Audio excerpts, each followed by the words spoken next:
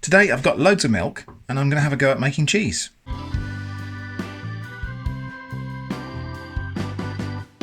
So yeah, I was down at the Co-op last night and they had these 4-pint bottles of milk for 20 pence each, marked down from £2. And so I bought 3 of them and I thought I'd make some cheese. So I bought a couple of lemons and my plan was to make paneer. And then I remembered I have this. A cheese making kit. I think one of my kids got me this for Christmas. So I'm going to have a go at making cheese today. But first, let's see what's in this box. So this is the CheeseMonkey cheese making kit, around the world in 20 cheeses. Apparently I can make 20 different cheeses here. All I need is this kit, 4 litres of milk, 1 hour and a kitchen. Well, let's have a go. So, cheese making book, which looks like it's got some recipes in there for different kinds of cheese. That's, I presume, our 20 different cheeses. Ready to get started. Okay, just a kind of pamphlet with the history of cheese and the materials. So we've got some mint, some herbs, a little cheese basket for pressing and draining,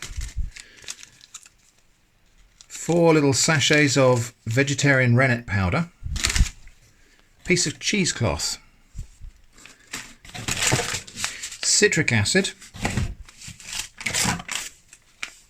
cheese salt,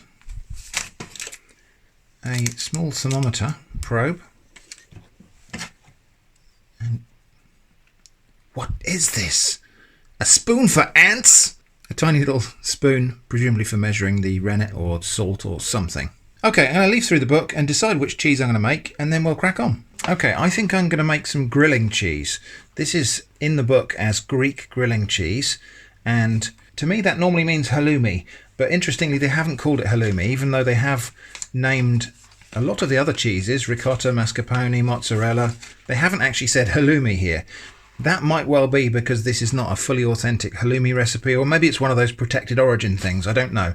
Anyway, we're going to crack on and make this. This recipe is for 4 litres of milk, and I've got over 6 litres, so I'm just going to scale it up, and we'll see how we get on. Into my largest pan.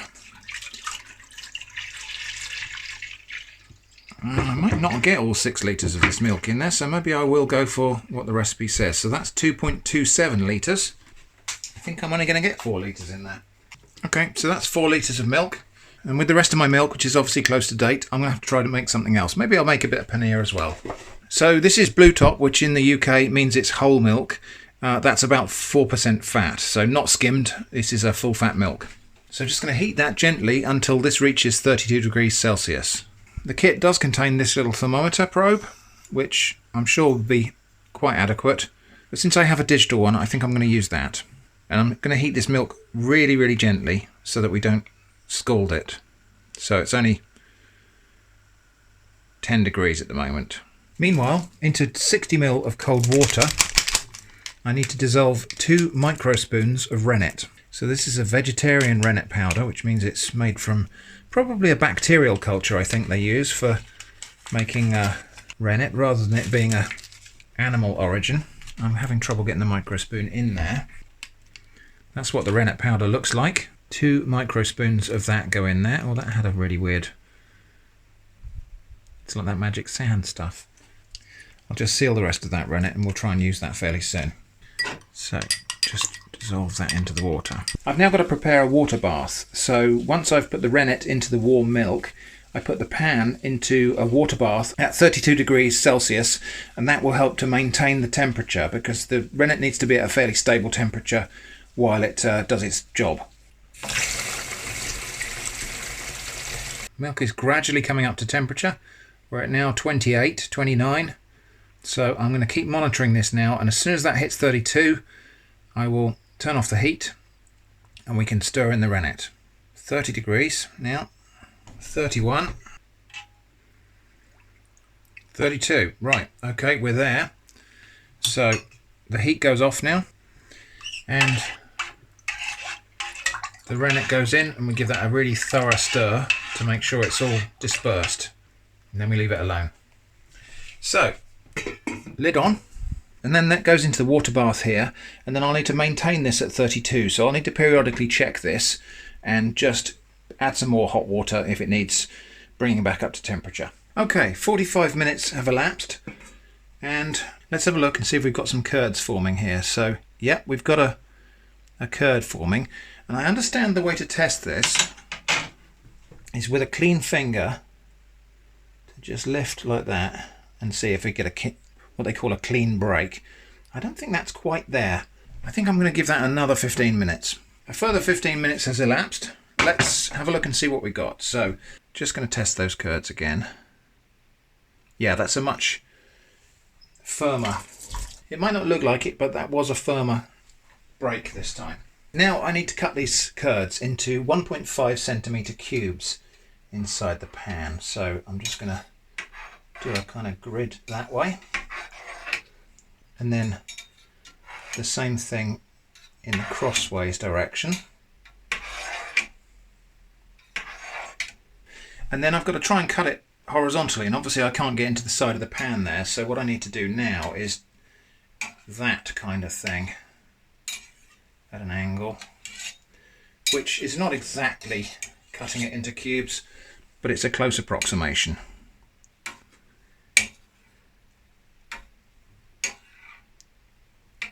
And I'll just go that way as well.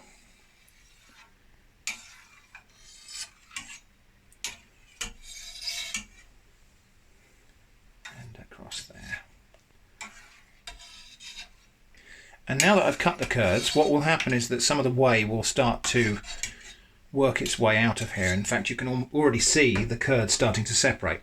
So I need to leave that for 5 minutes now. Those curds have been resting now for a few minutes, and you can see the whey is starting to come out of them now. Next stage, I've got to cook this, but really gently. So I've got to raise the temperature of this to 40 degrees Celsius and then hold it there. And the book says to do that over the space of about 10 minutes. So it's over a really, really gentle heat. And as this cooks, we will see the curds start to separate and lose some of their liquid. 5 minutes into the cooking process here, and we are to very gently stir these curds. I presume this is just to distribute the temperature more evenly. But I've got to try and avoid breaking them up if possible. I'm just going to check on that temperature.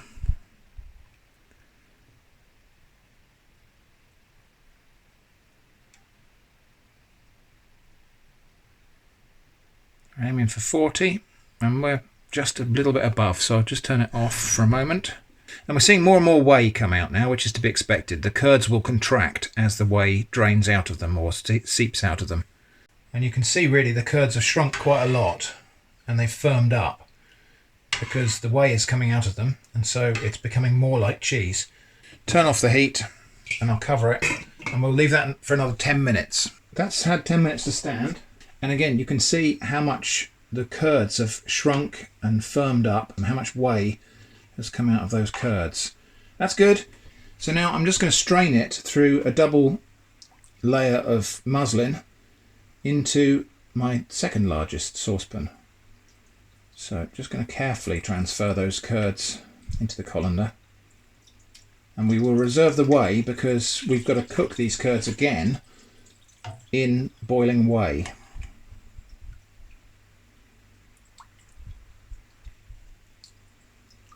Now at the moment what we've got is kind of like cottage cheese. I've got to finish straining these off, cover that, and then leave it for an hour to drain. Now the curd nerds amongst you, g'day curd nerds, might have already observed I haven't added salt to this, I haven't added calcium chloride, I haven't added any culture to the thing. There isn't a culture because obviously this is a cooked cheese, but also the salt and so on, I'm following the recipe that's in the book, so I'm following this strictly by what it says in here.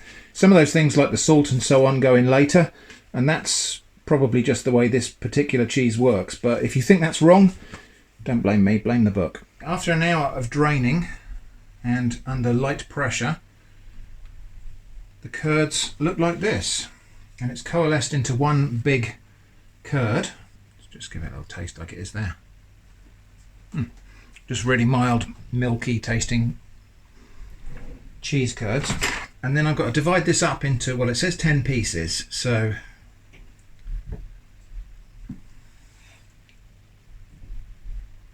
I can probably, if I slice it like that.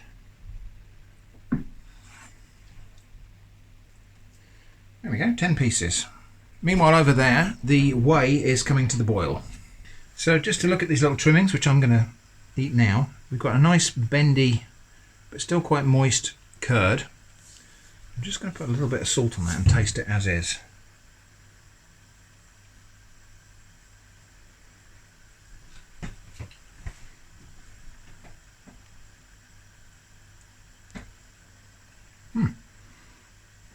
Perfectly nice, but rather bland, obviously, sort of curd cheese there. The whey is now at 93 degrees Celsius, and I have to carefully lift in the pieces of curd. Actually, I think I'll probably just do that without the spoon. And then once they're in there, I've got to bring that to the boil and then leave it for 20 minutes. Just about coming up to a boil now, and you can see the curds have floated up. And so this cooking process that we're doing here is going to be denaturing the proteins that are in these curds, a bit like boiling an egg, and it's going to firm up those proteins and make the cheese a firmer thing that doesn't melt when it's cooked. So when it's finished, we're going to be able to grill this and it won't melt. It'll just go crispy. Right, that's boiling now, so we turn that off, cover, and leave for 20 minutes. The more astute amongst you may have already observed that this promise of all you need is this kit, 4 litres of milk, 1 hour and a kitchen, that 1 hour promise there has been kind of broken by this recipe.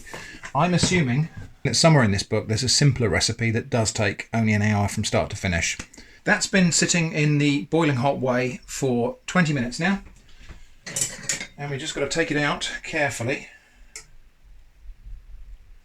Dunk it into cold water just to stop it from cooking, and then onto a rack. I'm just going to leave that to drain for a bit before I add some salt, and I'm going to add mint as well. The recipe does actually specify mint, but it doesn't say anything about when to add it. It might have been nice if I'd added it when the curds were still separate, so it could be incorporated in, but I'm just going to sprinkle it on top. So that's just got to go in a cool place now to dry out and drain and cool down fully. Now that this has cooled down and drained a little bit, just going to give it a little light sprinkling of salt, try and get it as evenly as possible, so I'll do it from a height, and we'll turn them over and do the other side as well. The salt will help to draw out moisture from the cheese, so that will help it to firm up. And then I've got this dried mint that came in the cheese kit, so sprinkle a bit of that on there. I imagine the flavours of the mint will kind of infuse into the cheese. I hope so anyway. That's got to go, when it's cooled down, into the fridge, and I'm going to leave it uncovered like this because that will help the moisture to evaporate out of it and that will firm it up.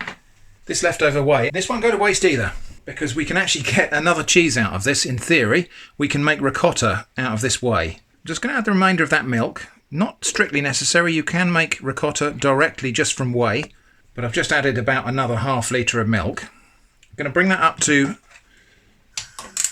temperature, and then we add vinegar to curdle it. So this is going to be an acid-set, whey-based cheese. That's the theory anyway. Just coming up to 90 degrees now, 90 degrees Celsius. There we go. Okay, so turn the heat down. I've got 80 ml of white distilled vinegar. That's just going to go in there like that. Give that a good stir. Make sure it's incorporated properly. And I can already see it breaking there, which is good. Look at that, we've got curds forming already. And I'm just going to set that aside now and let that do its work. We've got some kind of curds in there. I don't think the yield is going to be very high for this ricotta, but we'll strain these curds anyway, see what we end up with. And I am going to strain this, and the liquid is just going to go straight down the drain now, because I think this is pretty much spent, this mixture now. So I'm straining into a different cloth this time because the curds are a lot finer. So I'm straining into a very clean kitchen cleaning cloth. Now, it looks like a lot there, but I think that's still carrying quite a lot of liquid in it. So after draining that and a little bit of gentle squeezing and pressing, I think we've got as much of the whey out as I really want to bother removing. from this ricotta. The yield, as I say, is quite low, but we've got the last little bit of protein out of that whey, well, that we could. And there it is. So that is ricotta cheese, I think. Let's give it a taste. That's quite nice. Yep. So I'll put that in a container in the fridge, and tomorrow we'll do something with both of these cheeses. It's the following morning, and here's the cheese I made yesterday. So I've got about 600 grams of grilling cheese, or fake halloumi, and about 280 grams of ricotta. That's from 4.5 litres of milk. That's not bad, I think. I'm going to do a separate video where I make a recipe out of each of these. And if you're watching this video on the day of upload, then that will be tomorrow. If this video has been up a while, that will be in this card or in the video description. But I am going to test this grilling cheese just to see if it stands up like halloumi does. Now, I don't have one of those pans with bars in it for char lines, griddle pan sort of thing. I don't have one of those. So I'm going to fry this in a regular frying pan. Tiny little drop of oil just to stop it sticking. And we'll get that hot. Okay, and then just drop those in. Okay, well, it's not melting, and it is taking a little bit of a sear on it, which is good. All right, I think we're probably there. So,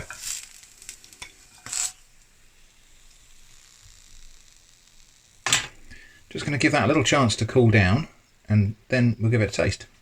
Okay, tasting time. I've been looking forward to this.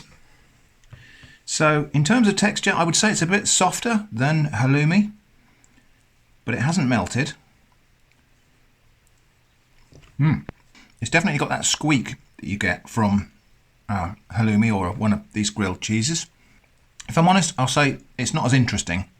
It's a bit more mild tasting and a bit more kind of creamy, ordinary cream cheese sort of flavour than true halloumi. But at the same time, a little bit more buttery, I would say. I wonder if that's just where I used whole, full-fat cow's milk. It definitely got the authentic squeak. I think that could probably stand to be a little bit more salty, and maybe that would help to firm it up as well. So there we go. Blessed are the cheesemakers. That was me attempting to make cheese using the CheeseMonkey cheesemaking kit. There's materials in here to make a few different things as well. There are no culture starters in here, though, so we can't make a matured, cultured cheese. But there are some different recipes in there, and maybe I'll revisit this. But there will also be that second video where I make a full-fledged recipe out of my grilling cheese and out of my ricotta. So that's coming soon. I hope you enjoyed this one. Thanks for watching, and I hope to see you again soon.